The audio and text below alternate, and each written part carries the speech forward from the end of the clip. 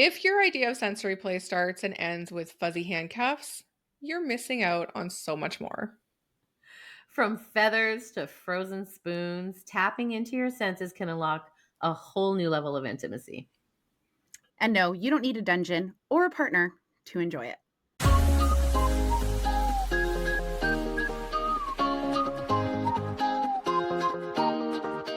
Welcome to Taboo Talks, Not Safe for Brunch, where nothing is off the table. We're diving into real conversations about sex, relationships, and self-discovery with zero shame and a whole lot of sass.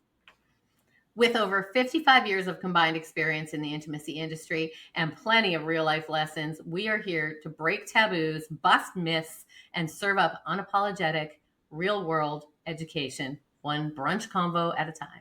I'm Coralie, tuning in from Vancouver. I'm a married mom with one foot in the empty nest club. My superpower is going deep down rabbit holes and getting to the real root of things. And I'm Amber. I'm based in Ontario. I'm married. I'm a mom, a G-ma, and proudly blunt. I cut through the fluff and get straight to what matters. I'm Vicki, and I'm from Manitoba. I'm divorced, re-entering the dating scene.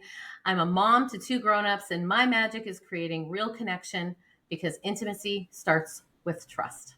Grab your mimosa, your matcha, or whatever turns you on, and let's dive in. All right, so let's talk about why sensory play works and why it's not just kinky. So sensory play is about intensifying presence and deepening that connection, whether you're solo or you're partnered. What do you guys think? Sensory play, yay, nay? Oh, 100%. Absolutely. Mm-hmm. Mm-hmm. I mean, I was doing this before I even knew it was a thing. Me too. Right. Me Right. too. Yeah, you're like running to the kitchen for the hot cold, or Yeah, like the ice cubes were coming out. Absolutely. I would sit there in I have memories of being grade like 2, grade 3, and I would pull my sleeve all the way up and just go up and down my arms really gently with and still I do it. It feels so good. I was apparently a kinky little third grader. Well, I don't think it starts with kink though, right? Like I think Right. it starts with kids twirl their hair or they rub their head. And I think that starts that way, but it becomes something that is soothing and comforting and it makes them feel good and it increases all of those great hormones. So I think that inadvertently it might start one way and it ends up being something that we incorporate in our sex lives, right? Yeah. Activating the senses, touch, sound, sight, scent, taste increases arousal and creates anticipation. So just like you said, right? We'd be running around looking for what we can use. And it's one of the reasons why I talk a lot with my clients about making sure that they're prepared with the right products for the right action so that they're not running to the refrigerators and picking something out of there that isn't necessarily what they should be putting inside their body. Some things are fine, but some areas of your body, not so much. You want to be a little more careful about that. So we are curious creatures, period. End of story. The brain is our biggest sex organ. How teasing and sensation change, how we process pleasure, all of these things are really important to how we experience. And it's not always about kink. It can be slow, gentle, emotionally grounding. It can look like anything that makes you feel good. That's maybe outside of the norm a little bit. Mm-hmm. I think that's why it's so good for the brain because as humans, we're always looking for patterns, right? So if this is, for example, this is touched, we know that's going to be touched next. If someone's going up your thigh, for example, you know where it's going to go. But if they switch direction, it's exciting, Right. Well, and your brain's like, oh, what was that?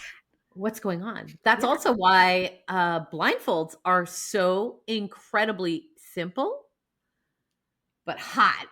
They're effective like crazy. You don't know what's coming next. You don't know where they're going to touch, blow, lick. You have no idea. And it's okay. Yeah. Absolutely. So what was your first wow moment with sensory play? Anyone dare to comment? I think I mentioned it earlier. It was probably the ice. That was the first thing that pops in my head that I had a wow moment of, oh my gosh, this is kind of cool. How can I reenact this? Or how can I do this different? And then the teasing part, like just, where they're getting close and then you stop. Getting close and then you stop. That, amazing. Good old fashioned edging. Yeah. Mine's a little different. Oh, I like different. And I don't know that this was the first experience, but it was the first one that I can think of where I was like, whoa. And I just want to reiterate that everything was very clean when this happened. Uh-oh. But have you ever had your big toe sucked? Because let me tell you, it is freaking incredible. Really? Yes. We're going with a Yes. no on that. Nope, we I did it. I challenge you. Make sure your feet are clean if you're the one, whatever. And yeah, it is an Interesting. incredible feeling that you would never expect getting your big toe sucked. Like, it's the closest thing I can think of to a blowjob. Wow. Yeah. Whoa. Okay. I mean, I don't have a penis, but I got a big toe. But if I did.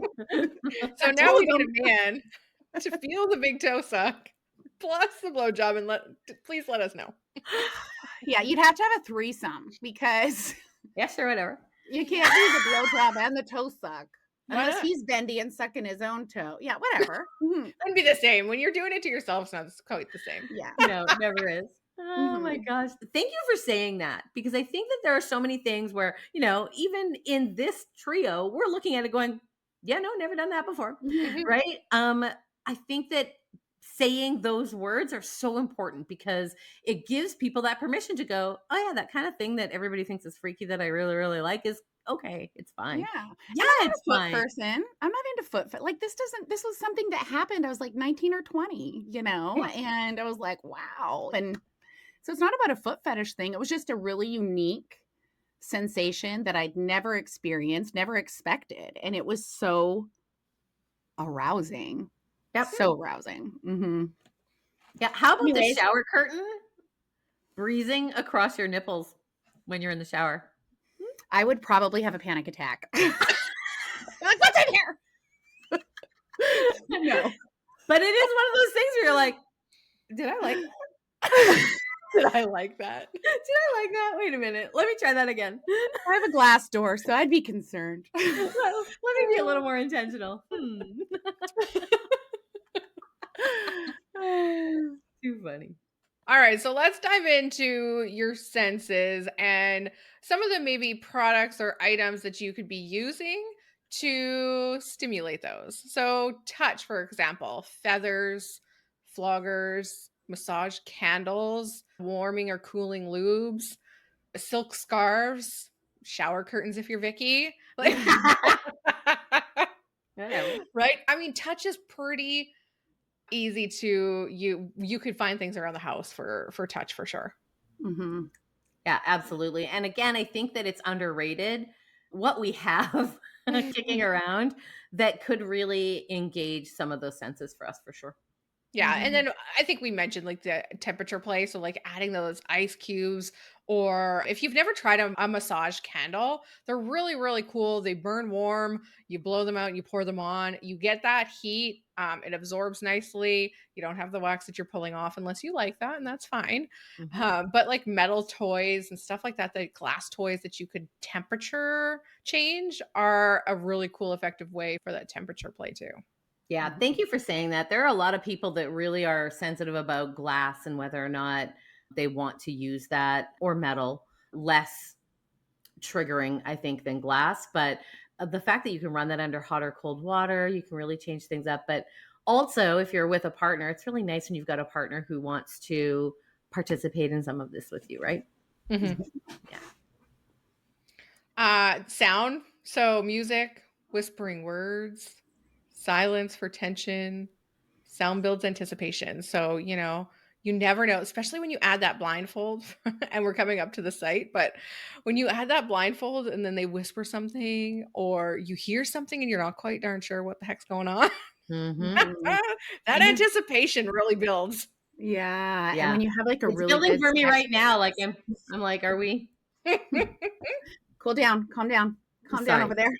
I totally interrupted you, Cor. Oh, I was just saying with sound, a sexy playlist. Mm. Yeah, yeah. Yeah, if you play that playlist, like, if that's your playlist, like, we have one, it's called Naked Sunday, and it's been our playlist for years, and if I just start playing that, it's like Pavlov's dog, you know? "Oh, oh, Yeah, it's I time." love that. Yeah, on my Alexa, she's scheduled for sexy time. You just say sexy time and boom, she's ready to go.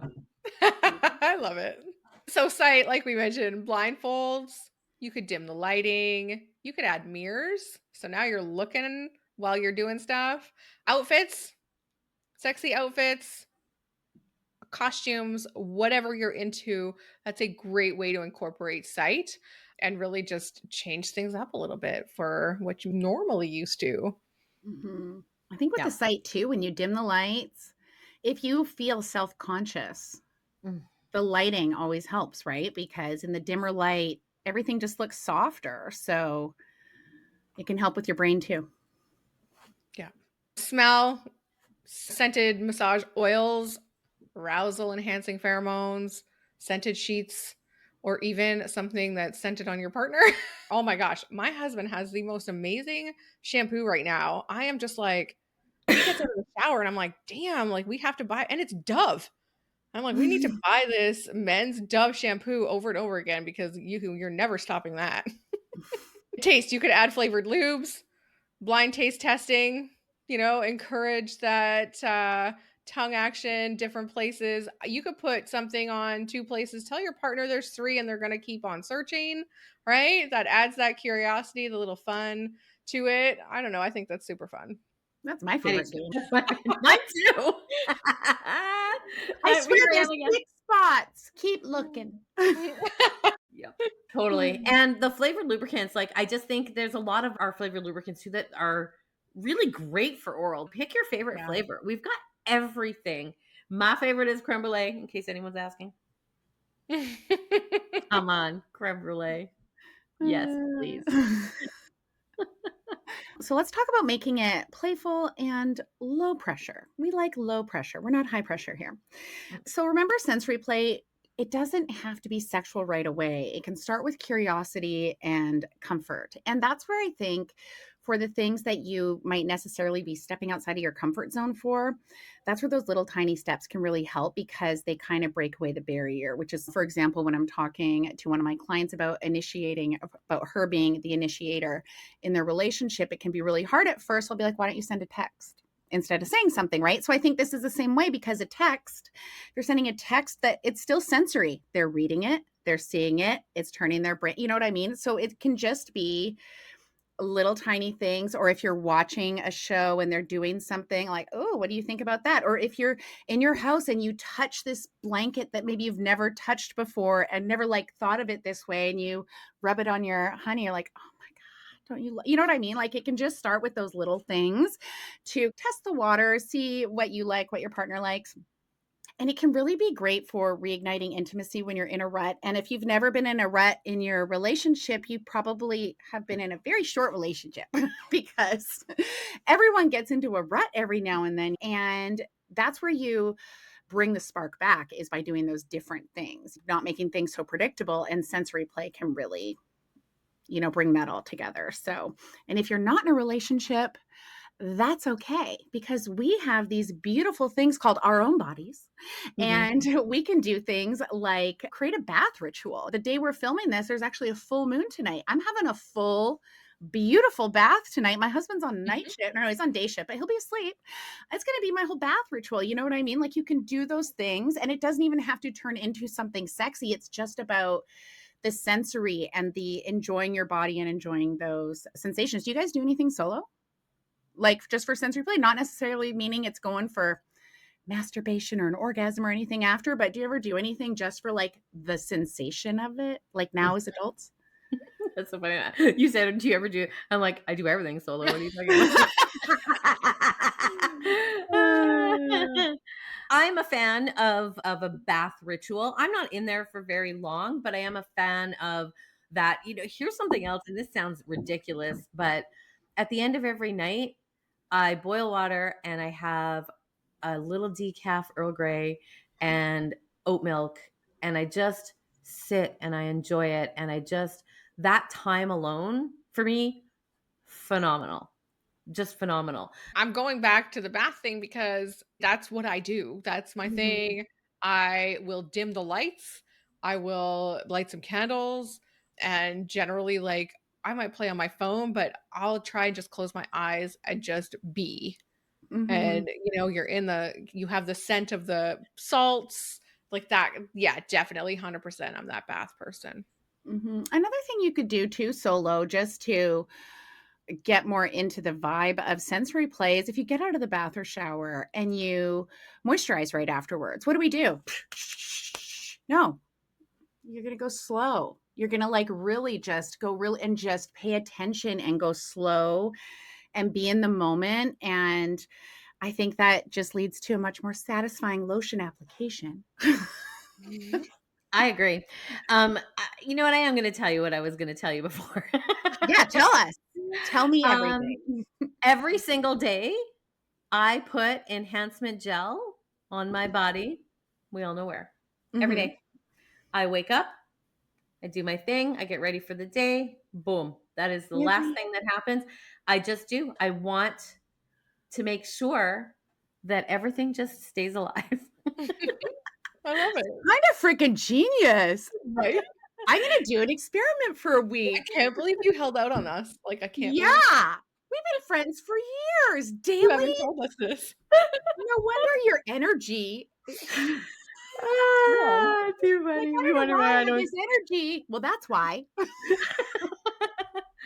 Yeah, I mean, I just think it started, and I'll be honest, it started when I was first separated. And I remember thinking to myself, I can't let this part of me go away. And I Mhm. remember after a few weeks of not being intimate, I was worried and I was afraid that my body was going to forget. And these are the things that we tell ourselves in the trauma that we're in the Yeah. moment, right? And it just became a habit. I just would, little dabble to you.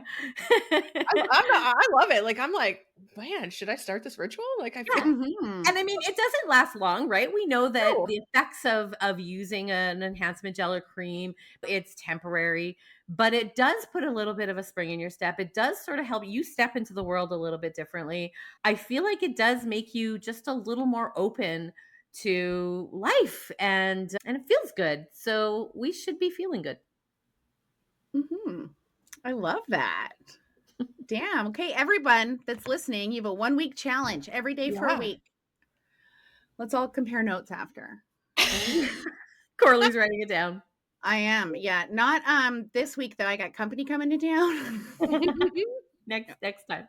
Yeah. The week after for you. Yeah. So let's talk about some things you can do with a partner to explore this area. So, one really great idea is to use a sensation menu to learn what each other person enjoys. So, you could have a menu, and maybe we'll create this as like a download because I think this would be really easy to create. Would be a Mhm. menu that just has different options, and then you and your partner can play around with it and just I love that. experiment and see what you like and what you don't like. And that would be so fun. I wanted to quickly interrupt here and let you know that we did, in fact, create a free download that'll allow you to decipher what you want for sensory play, what's good for you, what's not good for you. It's a checklist so that you can try out all different things, and it's a free digital download right on our website.